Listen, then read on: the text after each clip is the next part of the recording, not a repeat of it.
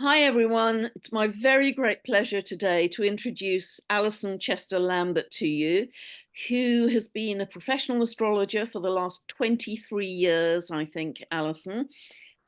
Certainly has appeared many times on BBC television and radio, regular slots on Sky TV as well. So she's very, very well known in the media. She's published had five publications in total, including her very, very popular astrology reading cards.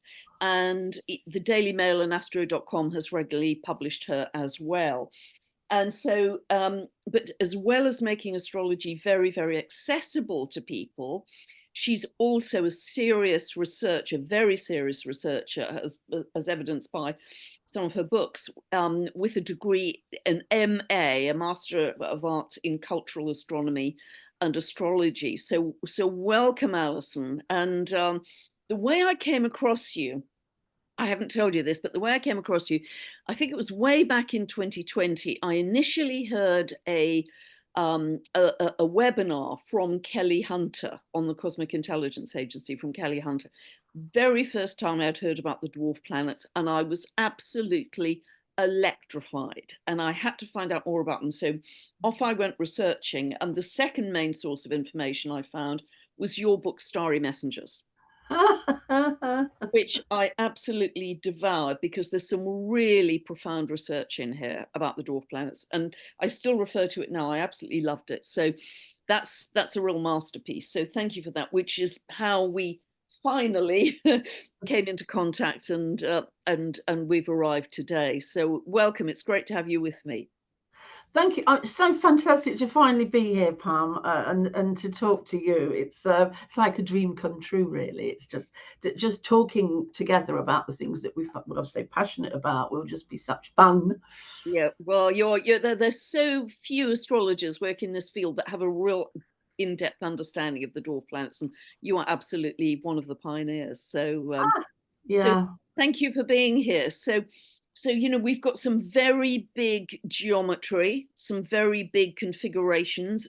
If we just even take the dwarf planets and exclude what I call our bread and butter traditional planets. So what would you like me to do? Do you want me to initially share the chart you sent through, or would you like to talk a little bit at first? Absolutely. I think that diagram of the trans-Neptunian planets is so revealing for everybody because it's very hard to get our head around it, isn't it, really? These things so far out. So I think we should put that up and I'll just talk through that. Yeah. So let me share that. Yeah. Everyone see that? Yes. I'm just going to turn a light off. It's aggravating me. Right, there we go. This, I hope, will help people understand what's going on. So if we look down in the left-hand corner there, what you will see is the sun. So there's an orange glow. That's the sun. Yeah. And so the rest of it is supposed to be the orbital paths of planets coming out from the sun and going out into space, right, into the next galaxy. Okay, so the first planet that we've got there actually is Neptune, which actually now is our outermost proper planet, the one in the school books, because you can't put Pluto in the school books anymore. It's not a planet. So we've got there, Neptune is the furthest known planet. Now, look at this lot after Neptune. I mean, like, wow, this lot has all sprung up and it's just so exciting. So we have the first strip, it says Plutinos at the top. There we can see we have Orcus and Vanth. So Orcus is the planet and Vanth is the moon, which is so large, it's almost like two planets. And then Pluto and Charon, again, a planet, a dwarf planet, again, a moon so large, it's almost, it's competition which one was the moon and which one was the planet. And they're in an area of the sky called the Plutinos. And the discoverer of the dwarf planets asked that in this part of the sky, any planets that are found should be given the words or the names of a mythological underworld deity. So in doing that, he really helped us with astrology, which was why it was so sort of easy to get around these, because some guy came along and said, okay, well, if we find one here, it has to be an underworld deity. And if we find one here, it has to be a deity that creates or generates. And that's the next sector there, the next class, the classical Kuiper belt objects. So there you have to be a creator deity to get your name on a planet, okay? And underneath there, we can see we have Makemake from the South Pacific, Easter Island, and Haumea from Hawaii in the Pacific Ocean again. And Cilicia, who is actually a Roman goddess. And we'll talk about her later. And then underneath, the impossible to pronounce, Kwawa. Kwawa. What do you say? Kwawa. Kwawa. I don't know if that's correct, but yeah, it's my best attempt, Kwawa. I'm going to say Kwawa because otherwise it's going to look as if I've got hiccups every time I want to say it. Kwawa. There we go. And I want to talk a little bit about him later because he's in a T-square at the moment with Cilicia. And then we move on. We're getting further out now. We're getting right out, so nearly into outer space beyond the solar system. And there we've got this scattered disk area. So if you're disorderly and unstable, then you will finish up here. They've got much longer orbits, Alison, haven't they? Around about 560 years as opposed to just under 300. That's right, 500, imagine, yeah. And there we have Eris, definitely disorderly and unstable, and Gong Gong, the Chinese mythological character of Gong Gong. And then, unbelievable, going out further, you just can't get your head around this, 12,000 years to go around the sun. We've got another orbital path, which will take the Sednoids, is called the Sednoids. And so far we have one there, and that is Sedna, who is an Inuit goddess. So I think that will be helpful to people to realize that we don't just have this sun now with 8 planets that you see in the school textbooks. We've now got all this lot as well.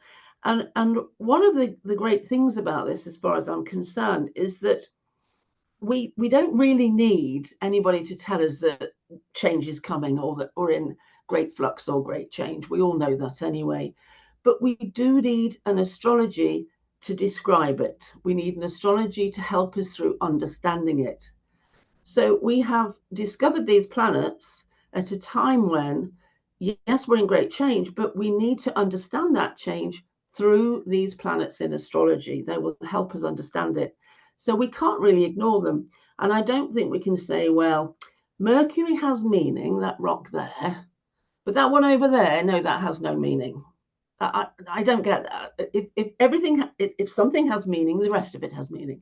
So that's why I think these guys are so important, and that we really do need to get our heads around them if we want to have some kind of understanding of the fabulous future. Yeah, because we're moving into a much greater age of expansion. I mean, so many people can feel this expansion in our consciousness. And what I find fascinating, I mean, this is a beautiful chart, Alison. And what I find fascinating is we have to go via the underworld before, in distance, we get to the creator gods, the creator deities. However, does that also suggest not only a distance, but a process? That we have been, and we currently still are, for many of us, in the underworld. But the next step is what we're stepping onto right now, as described by these beautiful dwarf planets, Haumea, Cilicia, Makemake, and Kwawa, of creation. So does that describe the process as well as the distance? Absolutely. That is such a great way to put it. I love this. So yes, we do have to go into the underworld to come out with ideas and buzzing with new stuff, all generating and starting again. So you get the death, if you want to call it that, and then the birth. Yeah. And I absolutely do get that. And that process, I mean, we know anyway, but it's worth repeating. This was the core of all the mystery schools in Greece. Everything was about the fact that we must accept these cycles where we're on the down bit of the wheel for a while, but then we'll come up. Everything has to go through a death for it to become a birth. When the leaves drop off the twigs in winter, they leave the bud for next year's twig behind them. So it's that promise, isn't it? So no, I think that's a great point that you made. Yeah, beautiful. It's a sensational chart to really help people grasp the enormity of the expansion of consciousness that we're going through right now. Because I've often said in the videos, we've only been able to access these Kuiper Belt objects because our consciousness has expanded enough to enable us to integrate them. So it's We like a definitely, marker. Yeah. absolutely. We definitely don't discover the planet until we are ready for it, until our collective consciousness and our individual consciousness, excuse me, is is ready for it. Fabulous. Do you want me to leave this up, Alison, or do you want me to? No, it's actually you can do. Why not? Okay. That's a good idea. Just tell me when to stop sharing. I suppose it would increase. People would be able to see me more if we took it off the screen. I don't know if Yep. that helps. But Yep. yeah, well, we'll take it off then. Okay. As I bothered to put makeup on, take it off. Okay, so we discussed earlier talking about the eclipses, and I love talking about eclipses because it gets into the press, everybody knows about them. So it's the one time that the astrologer actually gets the knock on the door or the phone call from whatever news station or radio, and go, would you like to go on and talk about eclipses? And I always go, yes, that's great. However, obviously, it was a lot more astrology than just eclipses, but it is a way that these two eclipse charts are very interesting. And so it's a way for us to discuss everything just by entering these two charts. So it's such a thrill. Okay, so we've got a lunar eclipse to start with, and that is on the 25th of March, so close now, and lots of stuff being written about it. So I want to make the first point that we should let's get back to basics before we do any of this sort of highfalutin stuff. The eclipse is on an axis, and the axis is the Aries Libra axis. And this is the thing to understand. This underpins everything.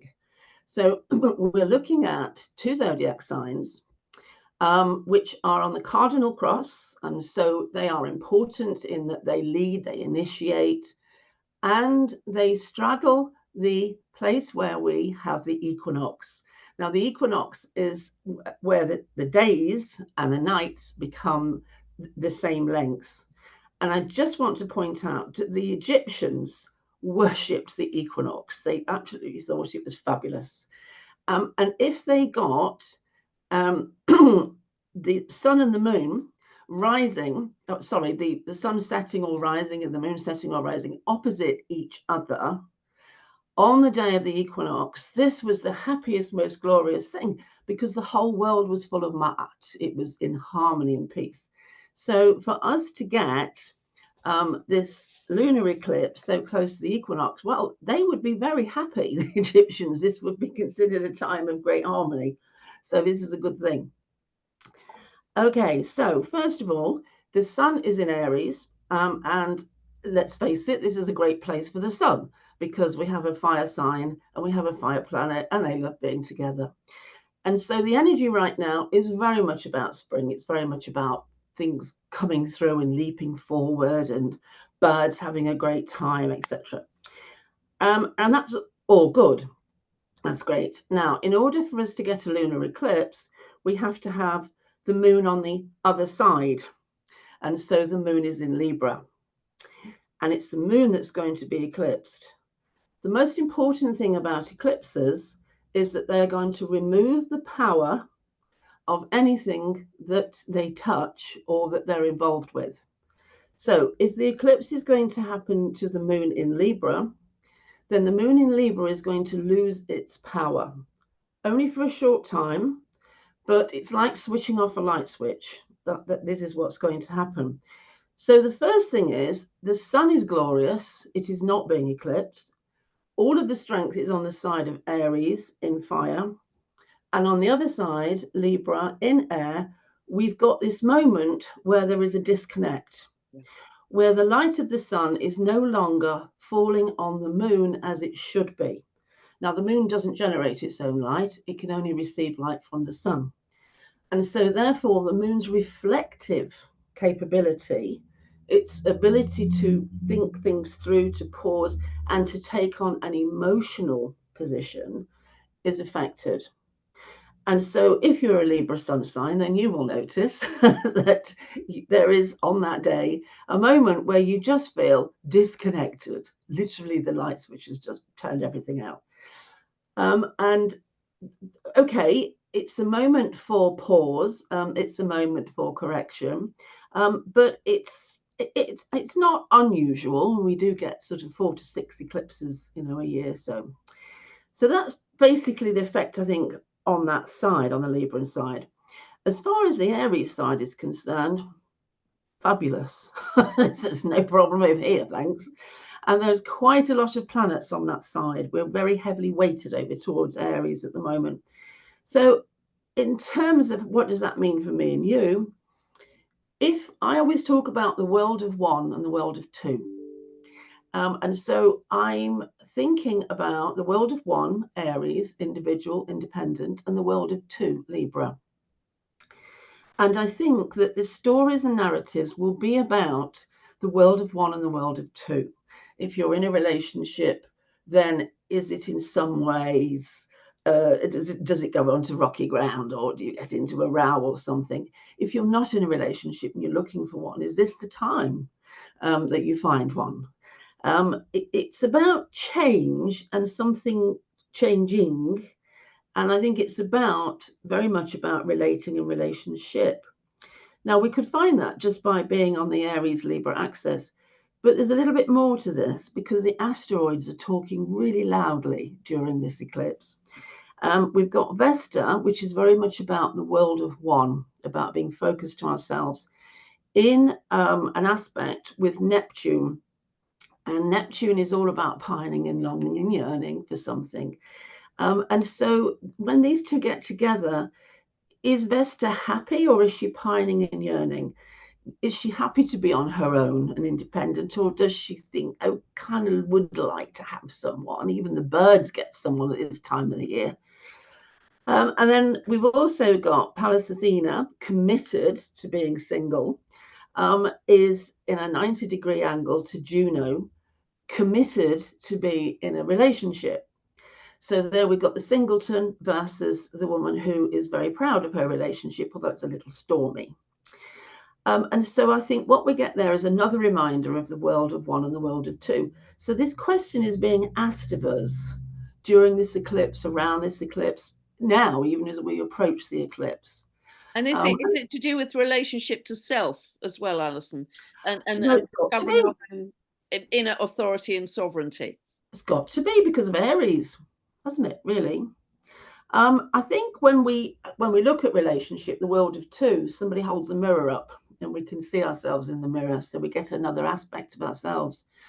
But we don't necessarily have to have that. We can do our own introspection and our own searching, and might be quite happy on our own with the dog and the cat. Anyway, so there we are with the chart. The chart talks a little bit about seeking redemption and some guilt. So what we may find is somewhere there's this guilty thing like, oh, I shouldn't have done that. Or maybe I should have remembered his birthday. Or, oh no, I've gone and organised a night out with the girls and I promised him that I would see his mother. Oh no. So we're going to get these moments where, if I was on my own again, or if I had a boyfriend, this kind of thing coming up, I think.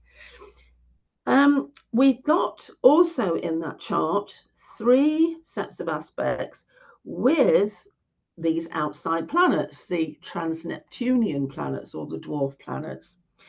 And I'm not going to pile a whole load of jargon at you, because that's like, but I'll just sort of briefly touch on them. So we've got something called a grand trine in Earth. And that means 3 points around the planet Earth. So there's one there, and there's one over there, and one there. And in a grand trine, they all connect up and talk to each other, and they're very cozy. Now, there's something rather nice about a grand trine in Earth because it's all about cake, wine, biscuits, chocolate, everything that we enjoy, luxurious stuff. It's all very nice. The planets concerned here, Jupiter, great, yeah, lovely, very beneficent planet. Ceres, so she is about the parent-child bond.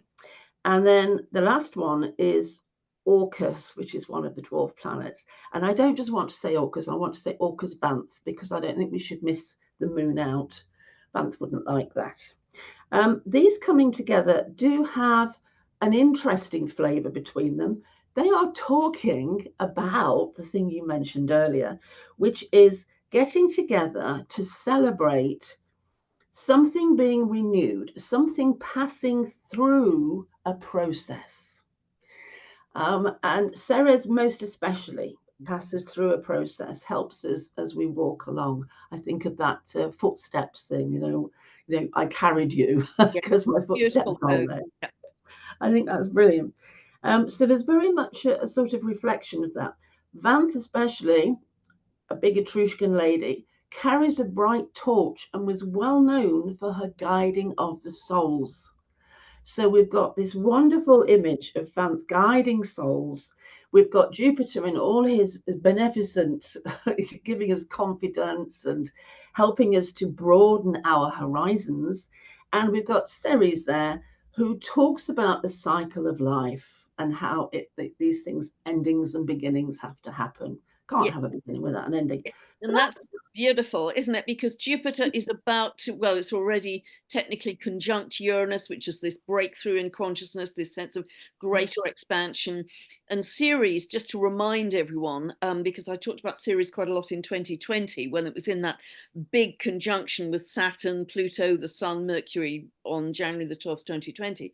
But Ceres was the mother of Persephone. So you may remember that Persephone was captured, taken down to Hades, crossed the Styx, STYX, all very dark and scary. And her mother, Ceres, was absolutely distraught and cast the land as barren until she was able to negotiate. And that was winter, that became 6 months of winter, until she was able to negotiate the return of her daughter Persephone. Yeah. And so this is so much what you're saying, Alison, about going down to the underworld, but then coming back up. So it's his very linked to the chart that you showed first time around. And Orcus, of course, is linked to the underworld too, as you showed on that chart. So there's this big sense of underworld, but coming back up to the light, as Persephone did. And also Jupiter saying, okay, we are now expanding our consciousness beyond a point that it has ever been expanded before. And I think that's very exciting. It is. Yeah, it is. It's fantastic. And also, of course, we've just had the astrological new year, Yep. new beginnings, the equinox. So yeah, it is all looking a lot brighter, isn't it? Fabulous. So there's one other thing we ought to mention in this chart, and that is a very long-running aspect between Pluto and Haumea. This, we get some really large figures here for those who like the astrology. 13 hits, so they come together 13 times. We're used to like maximum 5. Gosh, that's a lot. 3. If I'm lucky, I might get a Saturn aspect just with 1 hit. So when somebody says 13, you think 13 hits. And the years, at 6 years, these guys will be in aspect to each other. And that's a great thing because Haumea is all about birth. And Pluto, as far as I'm concerned, go back to his old role, riches, and all the beneficial things that he gives. So we've got Pluto there ready to give all of his regeneration, and Haumea there ready to give birth. And so these two together, I think, are really helping us along with that birthing aspect and the newness. If I go back to when they had their conjunction, by the way, which was about the baby boomers. So they had a conjunction from 44 to 64, something like that, 1944 to 1964, 20 years. And that's when we were all told to have babies, because after the war there was such a depletion of population. Everybody needed to have children to stimulate everything again. And so they had a conjunction, and indeed they did exactly that. We had babies. We had baby. I'm one of them. You're one of them. Baby boomers. They're now on their quarter, and so therefore, when we get the opening square, so they're 90 degrees from each other, this is when all this gets examined. Was this a great thing? And I think population is becoming an issue at the moment, and so it is being examined. Was this a brilliant idea, having loads and loads of babies? I think so, because I'm here, you're here, we're great, so that's fine. Okay, there is another one which we can talk about on the next chart, because otherwise I'll just keep gabbling on. We've got Maki Maki and Silesia and Quawa in a T square together, and I think they've got some very poignant things to say as well. So, but I'll do them on the next chart because they don't move between the two charts. Yeah. This setup, this T square, is going to be there for 26 years. Wow. I know. They're going from 2019, at the beginning of the pandemic, through to 2045. 26 Wow. years.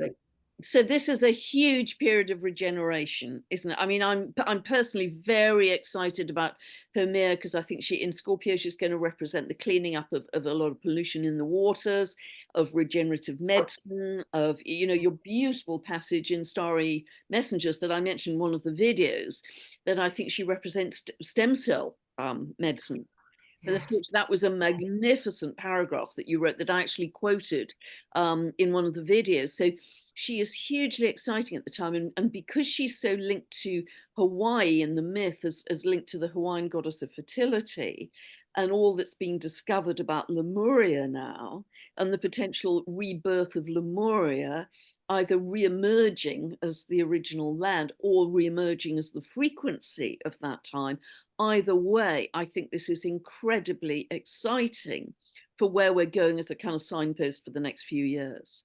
So I think Homer is fabulous, and she's exactly in that square, isn't she? 1 degree of Scorpio to 1 degree of Aquarius for Pluto. So there's a huge kind of transformation and metamorphosis happening here. Fantastic. It is. It's brilliant. It's brilliant. Brilliant. Brilliant.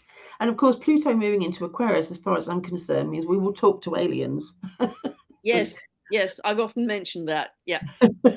Brilliant. Great minds. And it's interesting thinking about population as well. What you're mentioning is so interesting about those baby boomer years, Alice, because Maki Maki has a.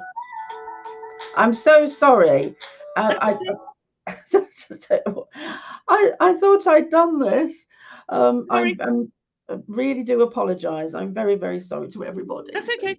So, but Maki Maki has an issue around population as well, because during the late 1700s, 1800s, they were down to, and I believe this is historically recorded, I think it's even in Wikipedia, they were down to about 111 residents eventually. Yeah. Because of a lot of them had been taken as slaves by the European sailors, and there'd been a lot of disease and ecological disaster, which you talk about brilliantly in your book Starry Messengers, I have to say. You describe that. So they were in a situation of extreme depopulation, which via their understanding of the whole ecosystem, they were able to regenerate to a very healthy state again. Exactly. And also when you look at Quawa, you've got a very similar story there. The tribe and the tribes on the coast of California, how they were done out of their land, tricked out of their land, etc., and population decrease. I think when you put those three together, there is also a story around Silesia that is probably not too well known. So Silesia is a Roman goddess, a goddess of the sea. Supposedly married to Neptune. Well, I'm sure she is Neptune's consort. But Neptune was not originally a god of the sea. Neptune was a god of rivers and horses and fields. Good Lord. So, I didn't know that. Yeah. So now, so when they looked at Poseidon and thought, oh, we better get ourselves a king of the sea, because, like, you know, the Greeks have got one. So they didn't take Salacia, who was there anyway, as the goddess of the sea. They said, oh, well, we'll downgrade you and bring in a man. And he is going to be the king of the water, you know, and Neptune will be for the, you know, the god of the sea. And so I just wonder how Salacia felt about that. You know, suddenly you make room for the man. So when these three are put together, you got Maki Maki with the terrible stuff that happened on Easter Island, and Quawa, the indigenous people of California, and then Salacia. Well, they've all been treated quite badly, really, or they're races of people. If they are a reflection of a collective unconscious, if deity is a reflection of collective unconscious, which I think it is, then we've got quite some sorrowful stories there, and plight, really, and poor treatment, etc. And I think one of the wonderful things that is coming out of these two charts, you see, I'm putting the end first now, is that this could be a time when the reparation is made. Mm. When we look at redemption, how can we redeem ourselves? How can this be put right? And so to see that this particular aspect is there for 26 years, well, it will probably take that long. Get it all sorted out. So, am I all right to move on to the next chart now? Yes, absolutely. But I think also we are going to be moving through that process at different rates individually. There's loads of time.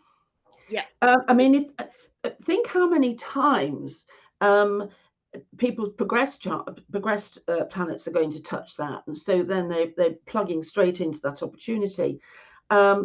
Think how many times the transiting planets will be making formations around that and including it, or so it's like an orchestra, isn't it, or a play? You know, the music suddenly brings this particular aspect and these three planets into the center of the stage, and then it quietens off and somebody else takes over, and then it comes in again. Lots of time for that. So we can be popping through individually well ahead of the 26 years, depending on our individual level of consciousness. Definitely. Yeah, because for some people, they are going to be popping up to that higher level. Really, Absolutely. if they're not already in it very soon, is my feeling. I think the fact that these planets are here and that we're talking about them means that it is already open. Yes. And there are many people who are already stepping through the door or way above us. You know, these guys have been around for a while. So there's probably people who are already, you know, happy to step in and get up there and get ahead of the race. So we again go on to the total eclipse, total solar eclipse, and this is made different in as much as it has an exact conjunction to Chiron. So we've got Moon and Sun and Chiron all at 1924 of Aries. Well, so the way I read that is taking the sun, it's eclipsed, okay? So suddenly the light's gone out. And very briefly, there is an enormous amount of energy happening right around the planet at that moment. Cosmic rays are coming in. Lots of different things are happening energetically. But what I do see there, if the sun has been taken out of it, that, you know, the most positive planet there, suddenly we are left for that brief moment with Moon Chiron. Because the sun has been there and it disappears, suddenly we're bereft. Where's the light gone? So just for that moment, it will be as if we can suddenly feel the pain, suddenly feel the hurt, but we cannot cure anything that hasn't first been felt. Yeah. And so if you get the opportunity to feel that sudden, oh God, maybe I didn't think about it that way. Maybe I should have thought about it another way. then you're being given an opportunity to be aware of something or bring something up into consciousness, which is the only way it can be healed. Yeah. And so, therefore, I see that as an opportunity for us. Chiron is capable of bringing up all kinds of humiliation and embarrassment and wounds, but there's a reason he's there. We are human. We do come across these things. We do feel them. And it's nice to know that at that moment we are putting something into our wisdom process, because pain and gain are proportional. And so the more pain we have, we definitely make more gains in the wisdom scales. And so as far as I'm concerned, it's all learning and it's good for us. And I see Chiron in that solar eclipse very much as a healing of victim consciousness, a healing of illness and woundedness, but particularly because it's in Aries, of any victim consciousness that we've lived through, possibly for many lifetimes, being healed at that time. And again, Aries stepping into our authority and sovereignty. So I see that as quite pivotal, quite transformational in how we see ourselves as humanity. So incredibly positive, actually, incredibly positive.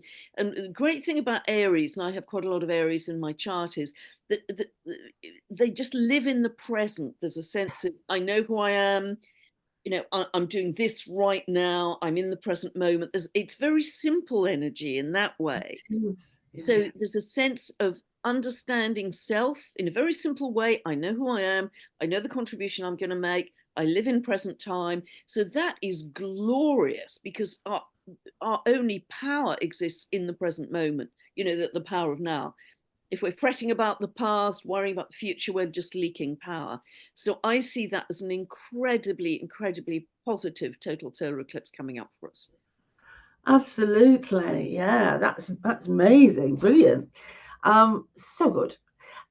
Okay, so looking around at what we've got here. So Chiron at that point is square to Ceres. And I think once again, we just need to think about the fact that if they're together, Ceres is helping Chiron work through his wounds. Or the wounds of the collective. One part of our unconscious collective is helping another part of our unconscious collective with these wounds. And so that's brilliant. The Grand Earth Trine is still in there, so we've got that, and that lovely sort of security, and the fact that we can do something with it. The best thing about Earth is you actually do something with it.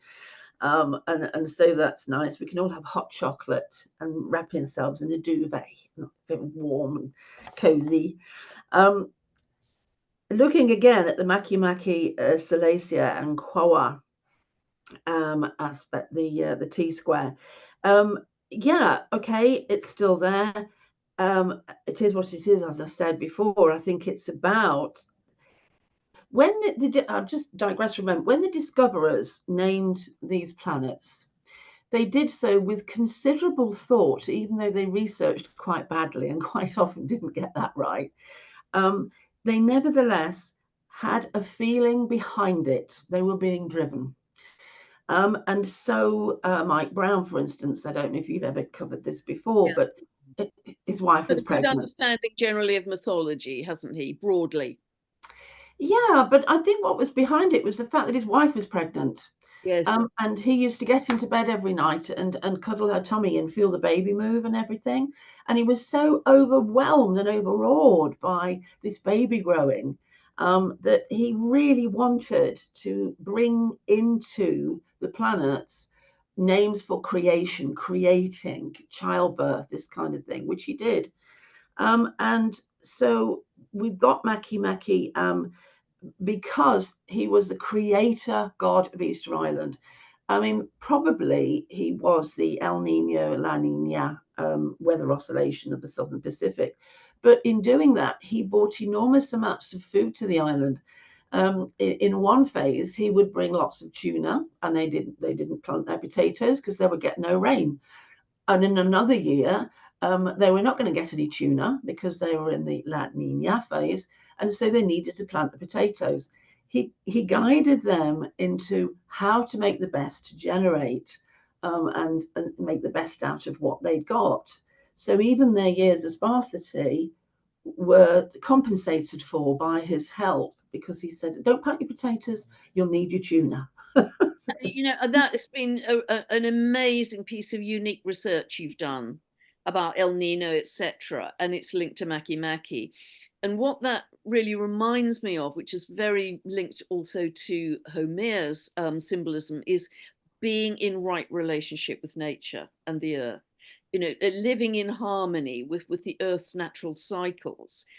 And also beyond that, actually, if we go back to Lemuria, it is said that that Lemuria actually exported possibly its people, but certainly its culture and spirituality, to at least 8 other geographies, including Easter Island.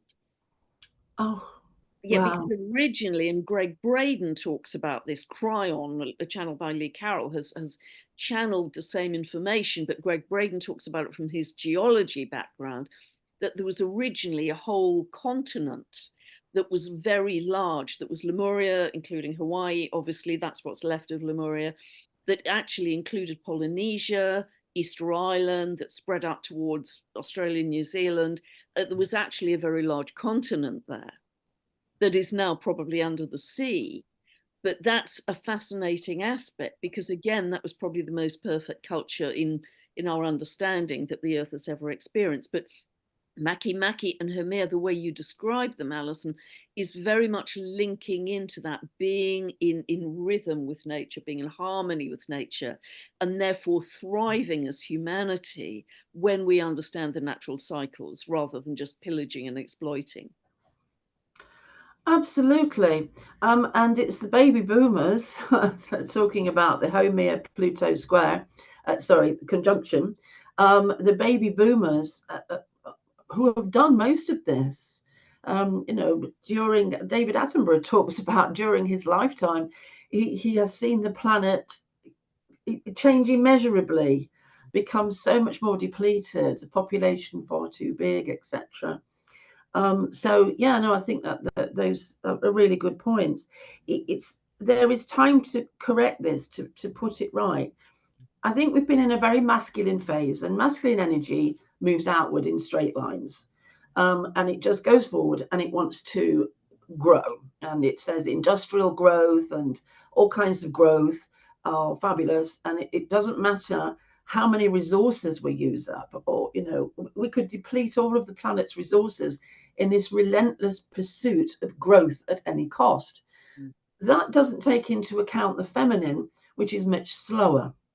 And so the feminine is gravity pulling in, masculine is solar radiation pushing out.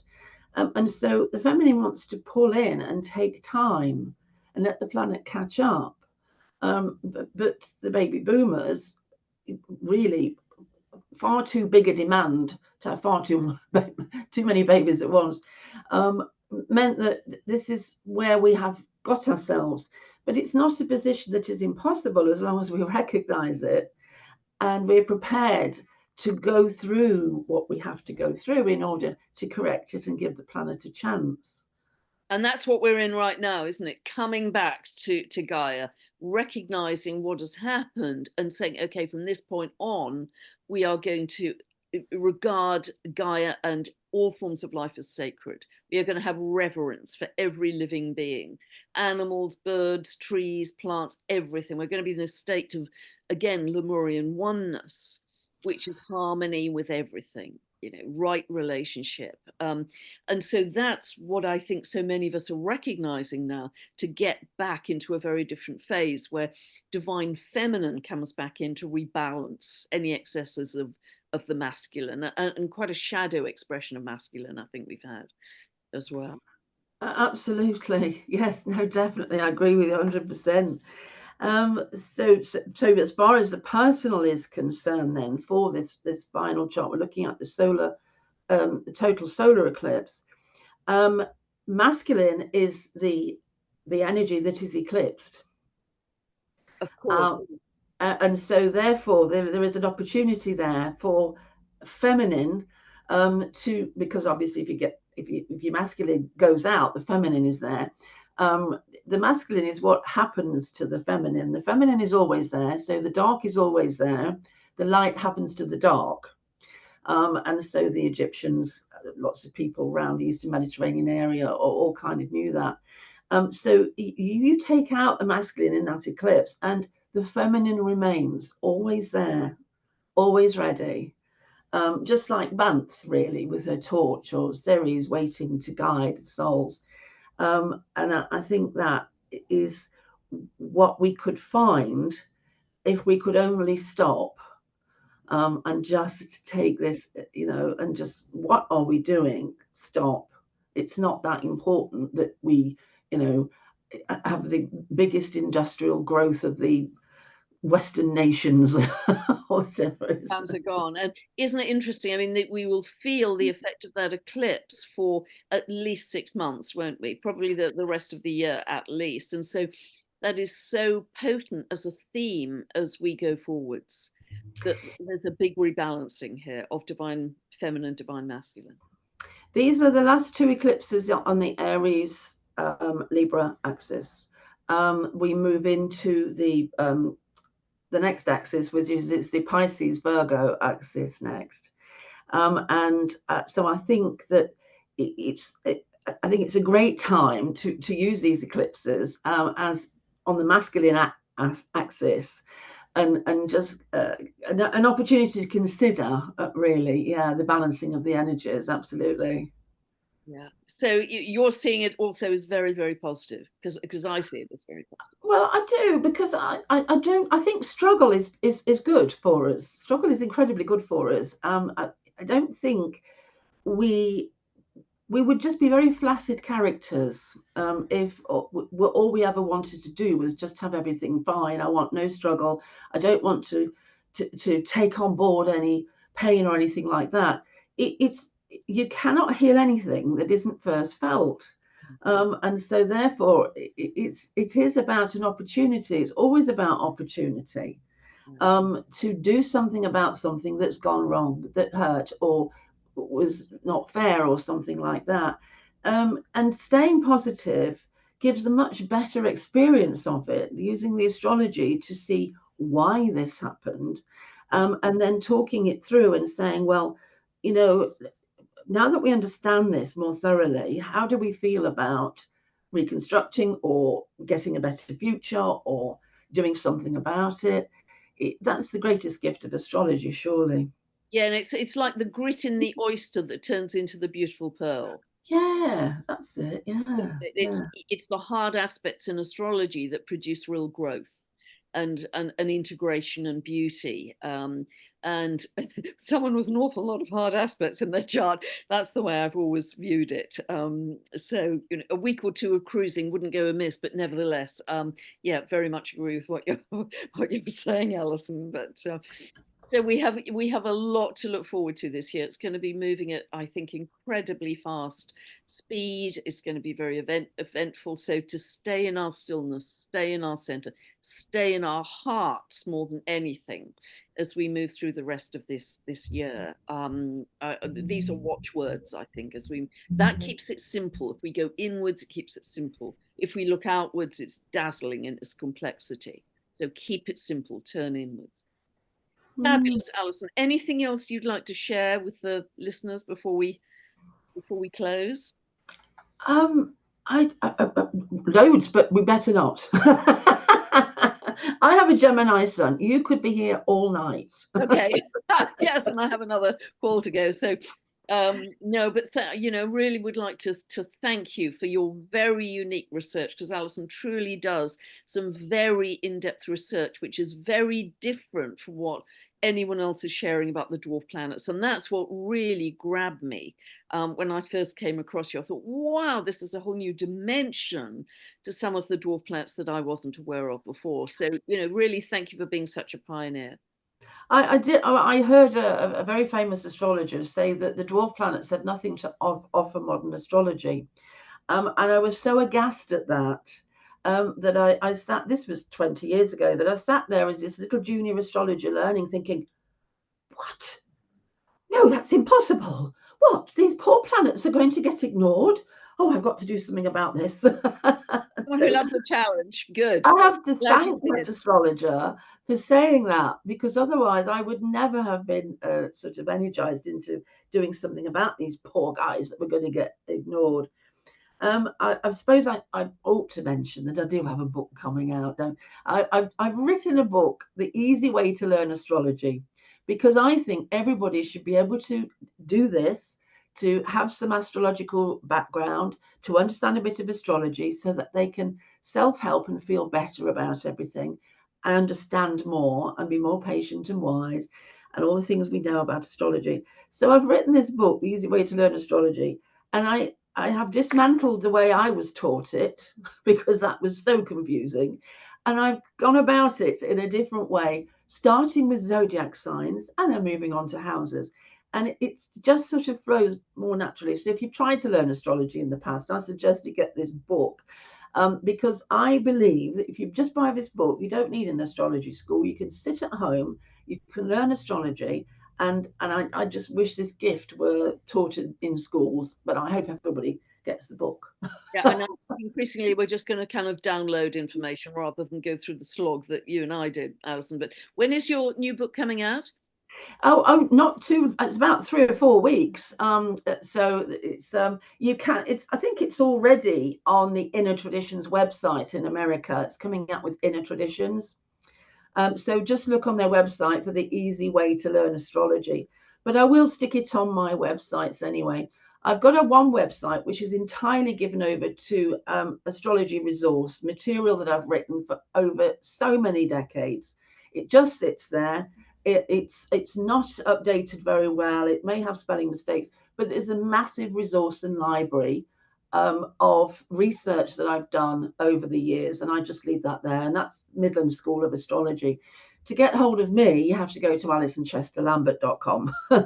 Okay, fantastic. But I'll put Alison's links for those two websites underneath this video so people can easily access the information and dive deeper. Because, yeah, I just really want to thank you again, Alison, for all the work you've done to open Oh, this whole new vista and dimension and level of consciousness of the dwarf planets. You know, God bless you. So thank you. oh, I want to thank you. Thank you so much for everything you're doing. It's just, oh, thank you.